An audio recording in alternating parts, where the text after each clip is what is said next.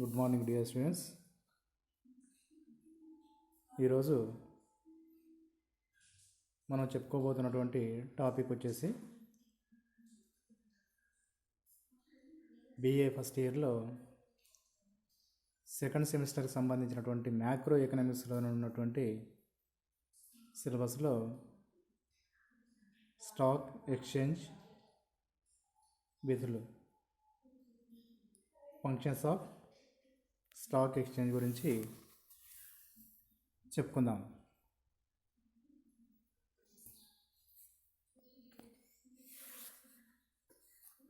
What is the meaning of stock exchange? Stock exchange అంటే దాని అర్థం ఏంటి అనే విషయాన్ని మొదటగా చెప్పుకుందాం.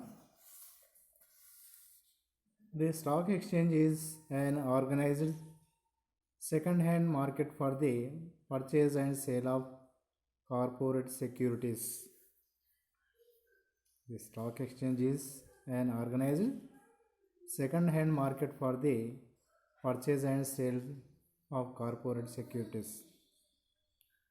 In this regulated market, securities are bought and sold for investment and speculation. The securities traded on a stock exchange consist of shares, debentures, and bonds issued by companies, corporations, and government to the public.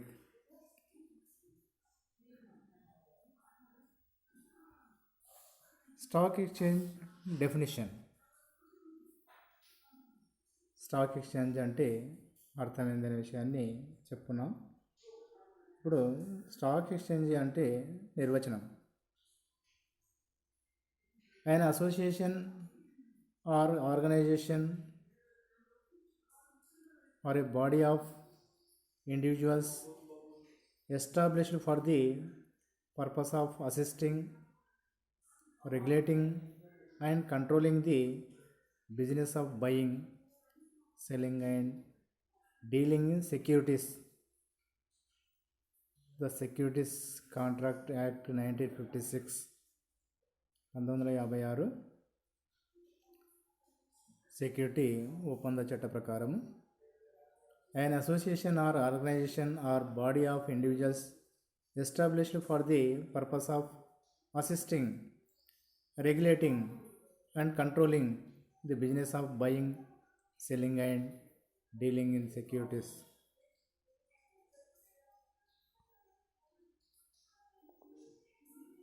The Hyderabad Stock Exchange, HSE. The Hyderabad Stock Exchange was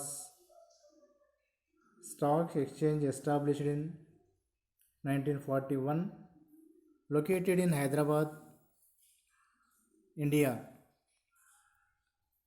The exchange was disbanded in 2007.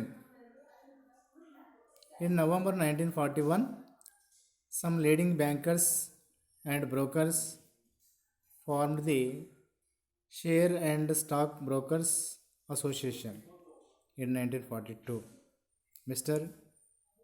Ghulam Ahmed, the finance minister, formed a committee for the purpose of constituting rules and regulations of the stock exchange. Sri Purushottam Das Thakur Das, President and founding members of the Hyderabad Stock Exchange, performed the opening ceremony of the exchange on November 14, 1943 under Hyderabad Companies Act. Mr. Kamalyar Jung Bahadur was the first president of the Stock Exchange, Hyderabad Stock Exchange. Bombay Stock Exchange launch. About Bombay Stock Exchange, established in 1875, it is the oldest stock exchange of India and Asia. Bombay Stock Exchange established in 1875.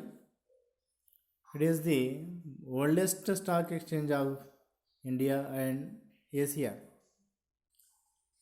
Head office located in Mumbai. Sensex shows the price list of shares traded in Bombay Stock Exchange. Sensex stands for Sensitive Index. Sensex stands for Sensitive Index. సెన్సిటివ్లో sens ఇండెక్స్లో ex combined, that is called Sensex, stands for sensitive index. Then National Stock Exchange, NSE, it is National Stock Exchange. Show the building. About the National Stock Exchange. National Stock Exchange established in 1992. Head office located in Mumbai. Nifty shows the prices of shares trading in National Stock Exchange. Nifty stands for National Stock Exchange 50. Nifty stands for National Stock Exchange 50. Providing liquidity and marketability existing securities. The basic functions of stock exchange is to provide liquidity and marketability to existing securities. It is the ready market for conversion of securities into cash and vice versa. It gives the chance to investors to disinvest and reinvest. The basic functions of stock exchange is to provide liquidity and marketability to existing securities. It is ready market for conversion of securities and into cash and vice versa. It gives the change to investors to disinvestment and reinvestment. Then second one is pricing of securities. Pricing of securities is the main function of a stock exchange. Stock exchange fixes prices for shares trading on it. Share prices on a stock exchange are determined by the forces of demand and supply. Share prices on a stock exchange are determined by the forces of demand and supply. Then next one, third one is safety of transactions. Existing legal framework in stock exchange provides safety of transactions. Stock exchange provides a safe and fair deal in securities market.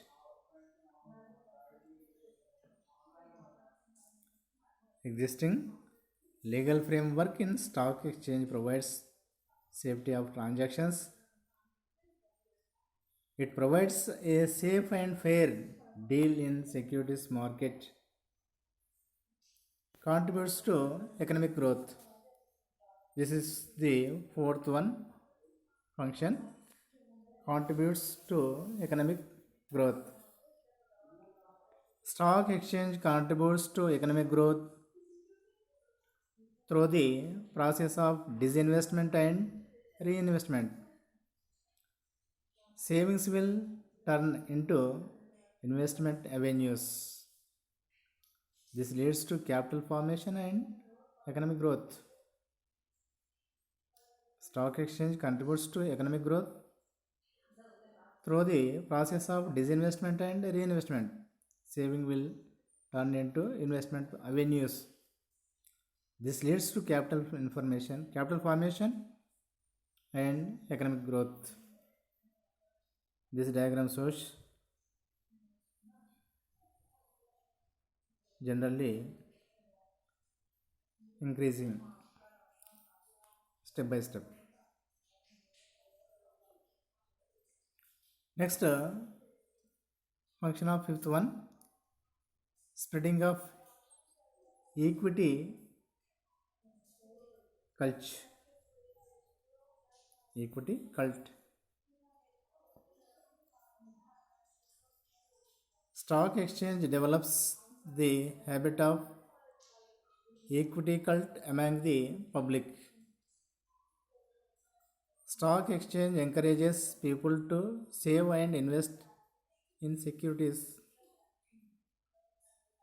Stock exchange develops the habit of equity cult among the public. Stock exchange encourages people to save and invest in securities. Then sixth one is providing scope for speculation. Stock exchange gives scope for speculation within the limits of the law. Speculation within the limits of the law. Stock exchange encourages the speculative activity in a restricted and controlled manner. Restricted and controlled manner. Then seventh one is improves the company's performance. Improves the company's performance. Stock exchange improves the company's performance because the prices of the best companies will be high in the stock market. Because the prices of the best companies will be high in the stock market. Next, eighth one is helps in raising new companies. The new companies and existing companies need capital for their activities. The stock exchanges are helpful in raising capital both by new and old companies. The new companies and existing companies need capital for their activities. The stock exchanges are helpful in raising and capital both by new and old companies. Then ninth one is clearing house of business information. According to the instructions of the stock exchanges, all the listed companies have to provide financial statements, annual reports, and other reports to the exchange.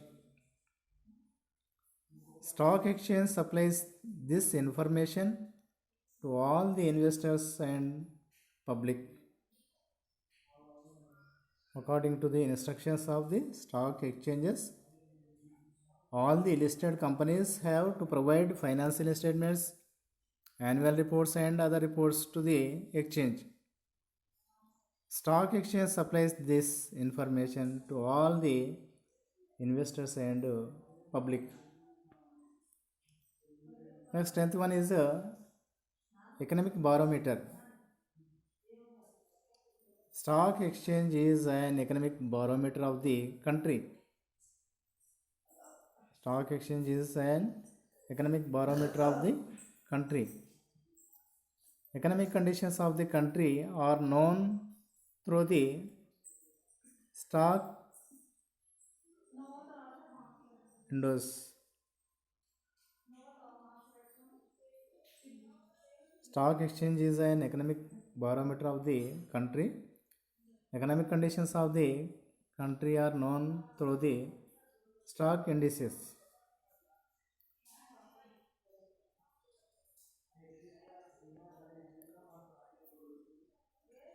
Stock exchange is part of capital market. Stock exchange is an economic barometer of the country. It is a ready market for conversion of securities into cash and vice versa. బ్రీఫ్గా stock market గురించి తీసుకున్నట్టయితే, జాబితాలో చేర్చబడి అమలులో ఉన్నటువంటి సెక్యూరిటీలన్నీ క్రమపద్ధతిలో అమ్మడం, కొనడం లాంటి వినిమయ వ్యవహారాలను నిర్వహించే వ్యవస్థీకరణనే స్టాక్ ఎక్స్చేంజ్ అంటారు. ఇది ద్వితీయ మార్కెట్లో ఒక అంతర్భాగం. మరి స్టాక్ ఎక్స్చేంజ్ నిర్వచనం తీసుకున్నట్టయితే, సెక్యూరిటీల కాంట్రాక్ట్ క్రమబద్ధ చట్టం 1956 ప్రకారము సెక్యూరిటీల కొనుగోలు, అమ్మకాల వ్యాపారాన్ని లేదా వర్తకాన్ని నియంత్రణ చేయడానికి లేదా సులభంగా చేయడానికి ఏర్పాటు చేసిన నమోదైన లేదా కాని వ్యక్తుల సంఘం కాబట్టి కంపెనీల వాటాలు, డిబెంచర్లు, ఇతర సెక్యూరిటీలు అమ్మడం, కొనడం జరిగే మార్కెట్ని స్టాక్ ఎక్స్చేంజ్లు అంటారు. ప్రపంచంలో మొట్టమొదటి స్టాక్ ఎక్స్చేంజ్ 1801లో లండన్లో స్థాపించబడింది. మన దేశంలో మొట్టమొదటిసారిగా 1875లో బాంబే స్టాక్ ఎక్స్చేంజ్ స్థాపించారు. ఇది మన దేశంలోని అతిపెద్ద మరియు పురాతన స్టాక్ ఎక్స్చేంజ్. ఇది కాక మన దేశంలో 25 స్టాక్ ఎక్స్చేంజ్లు ఉన్నాయి. అవి అహ్మదాబాద్, కలకత్తా, మద్రాస్, ఢిల్లీ, ఇండోర్, బెంగళూరు, హైదరాబాద్, కొచ్చిన్, కాన్పూర్, పూణే, లూధియానా, గౌహతి, మంగళూరు, పాట్నా, భువనేశ్వర్, కోయంబత్తూర్, జైపూర్, మేదక్, రాజ్కోట్, వదోదర వంటి నగరాల్లో ఈ స్టాక్ ఎక్స్చేంజ్ కేంద్రాలు ఉన్నాయి. మరి స్టాక్ ఎక్స్చేంజ్ నిర్వహణ ఏ విధంగా కొనసాగుతుందనే విషయాన్ని తీసుకున్నట్టయితే, ప్రతి స్టాక్ ఎక్స్చేంజ్ నిర్వహించడానికి ఒక నిర్వాహక సంఘం ఉంటుంది. ప్రతి నిర్వాహక సంఘంలో ప్రభుత్వ ప్రతినిధులు, కార్యవర్గ సభ్యులు ఉంటారు. వీరిని ఎక్స్చేంజ్ సభ్యులు ఎన్నుకుంటారు. ఎక్స్చేంజ్ నిర్వహణకి సంబంధించిన అన్ని అధికారాలు ఈ నిర్వహణ సంఘానికి ఉంటుంది. పోతే సభ్యత్వం అనేది సెక్యూరిటీ కాంట్రాక్ట్ రెగ్యులేషన్ చట్ట ప్రకారము స్టాక్ ఎక్స్చేంజ్ వాటా కానీ, డిపాజిట్, సంవత్సరపు చందా కానీ చెల్లించాలి. వీరికి మాత్రమే స్టాక్ ఎక్స్చేంజ్ వ్యవహారాలు నడిపించడానికి అవకాశం ఉంటుంది.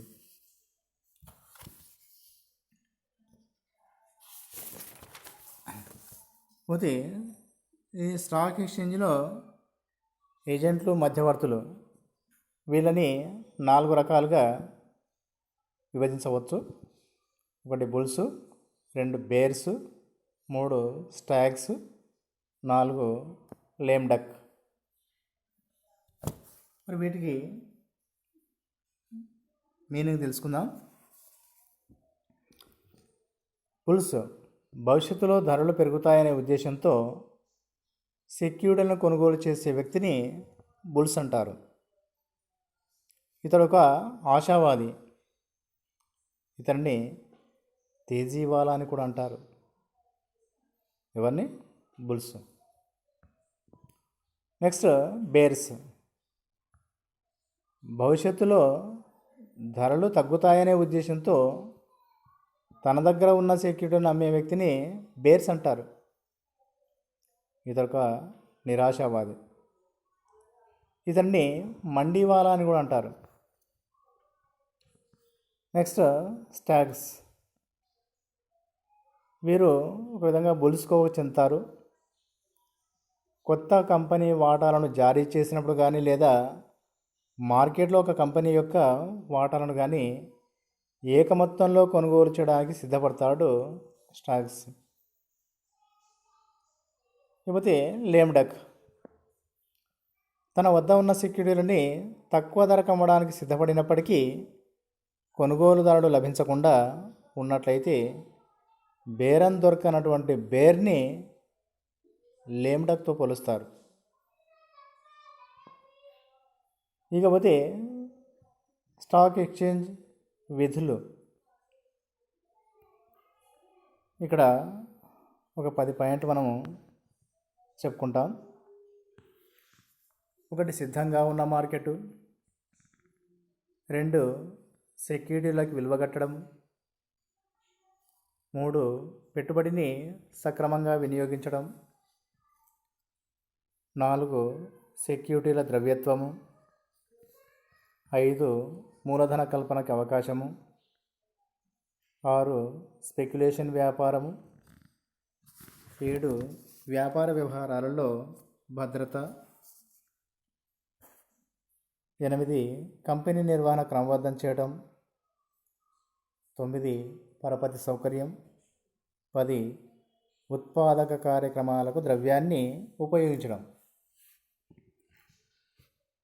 మరి వీటిని ఒకటొకటిగా తీసుకుందాం.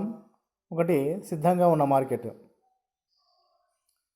అన్ని రకాల సెక్యూరిటీలన్నీ అన్ని వేళలా కొనడానికి అమ్మడానికి సంసిద్ధంగా ఉన్న మార్కెట్ స్టాక్ ఎక్స్చేంజ్.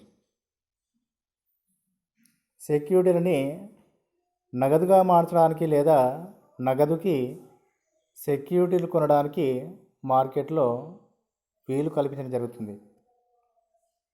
ఇది సిద్ధంగా ఉన్నటువంటి మార్కెట్ విధి. తర్వాత రెండవది సెక్యూరిటీలకి విలువ కట్టడం.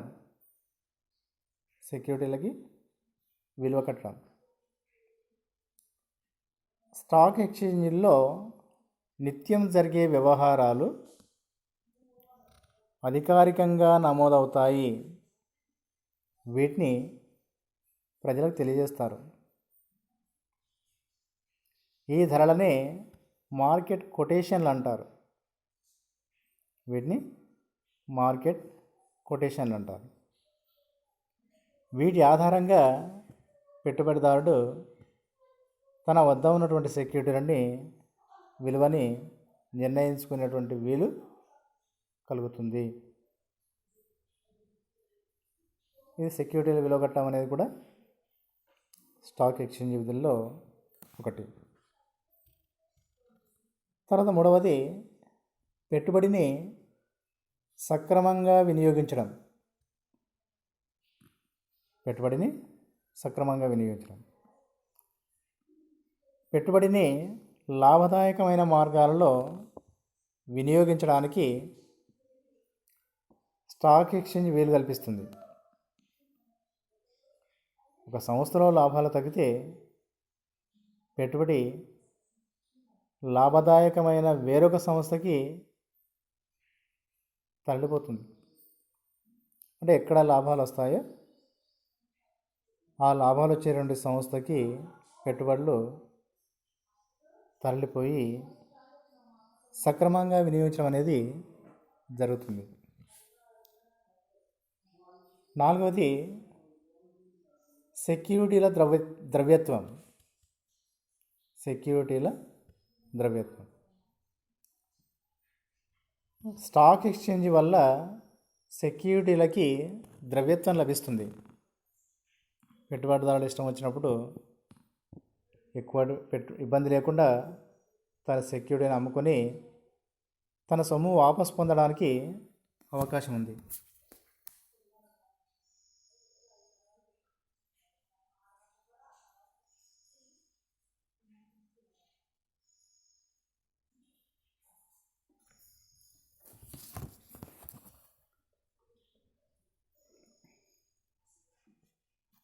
స్టాక్ ఎక్స్చేంజ్ వల్ల సెక్యూరిటీలకి ద్రవ్యత్వం లభిస్తుంది. పెట్టుబడిదారుడు ఇష్టం వచ్చినప్పుడు ఎక్కువ ఇబ్బంది లేకుండా తన సెక్యూరిటీని నమ్ముకొని తన సొమ్ము వాపసు పొందడానికి అవకాశం ఉంది. ఇక ఐదవది మూలధన కల్పనకి అవకాశం. ప్రజలలో పొదుపు పెట్టుబడిని ప్రోత్సహించడంలో స్టాక్ ఎక్స్చేంజ్లు ప్రముఖ పాత్ర వహిస్తాయని చెప్పేసి కూడా చెప్పాలి. మిగులు నిధులు సేకరించడం వల్ల మూలధన సమీకరణకి సులభమవుతుంది. తద్వారా దేశ ఆర్థిక అభివృద్ధి కూడా సాధ్యమవుతుంది. నెక్స్ట్ ఆరవది స్పెక్యులేషన్ వ్యాపారం. సెక్యూరిటీల ధరలలో వచ్చే మార్పులని హేతుబద్ధంగా ముందుగా ఊహించి సెక్యూరిటీల కొనుగోలు అమ్మకాలు జరపడాన్ని స్పెక్యులేషన్ వ్యాపారం అంటారు. స్పెక్యులేషన్ వ్యాపారము లాభార్జన ఉద్దేశంతో చేసే వ్యాపారాన్ని స్పెక్యులేషన్ వ్యాపారం అంటారు. అంటే సెక్యూరిటీల ధరలలో వచ్చే మార్పులని హేతుబద్ధంగా ముందుగానే ఊహించి సెక్యూరిటీల కొనుగోలు అమ్మకాలు జరపడాన్ని స్పెక్యులేషన్ వ్యాపారం అంటారు. తర్వాత వ్యాపార వ్యవహారాలలో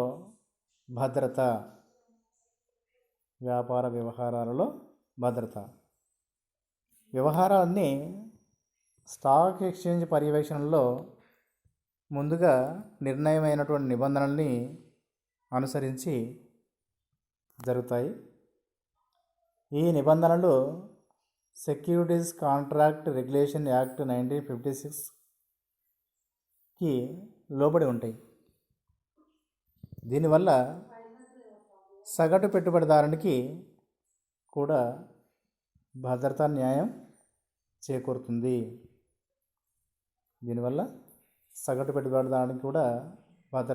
అనేది చేకూరుతుంది. తర్వాత 8 కంపెనీ నిర్వహణ క్రమబద్ధం చేయడము. స్టాక్ ఎక్స్చేంజ్ జాబితాలో చేర్చినటువంటి సెక్యూరిటీలకు మాత్రమే స్టాక్ ఎక్స్చేంజ్లోని వ్యవహారాలు పరిమితమవుతాయి.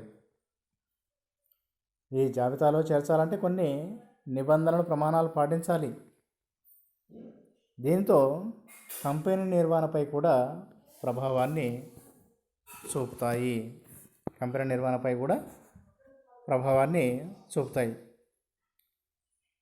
ఇకపోతే 9 పరపతి సౌకర్యం. స్టాక్ ఎక్స్చేంజ్లో నమోదైన సెక్యూరిటీలకి భద్రత ఉంటుంది కాబట్టి బ్యాంకులు, ఆర్థిక సంస్థలు వాటి హామీపై విత్త సౌకర్యాన్ని కూడా కల్పిస్తాయి. చివరగా ఉత్పాదక కార్యక్రమాలకి ద్రవ్యాన్ని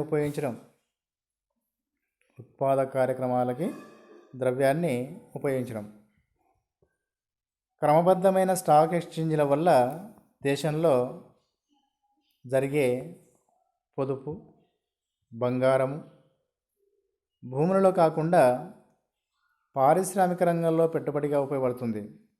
పారిశ్రామిక అభివృద్ధికి, ఆర్థిక ప్రగతికి దీనివల్ల సాధ్యపడుతుంది. క్రమబద్ధమైన స్టాక్ ఎక్స్చేంజ్ల వల్ల దేశంలో జరిగే పొదుపు, బంగారు భూములలో కాకుండా పారిశ్రామిక రంగంలో పెట్టుబడిగా ఉపయోగపడుతుంది. పారిశ్రామిక అభివృద్ధికి, ఆర్థిక అభివృద్ధికి ఇది దోహదపడుతుందని చెప్పేసి కూడా మనం చెప్పుకోవచ్చు.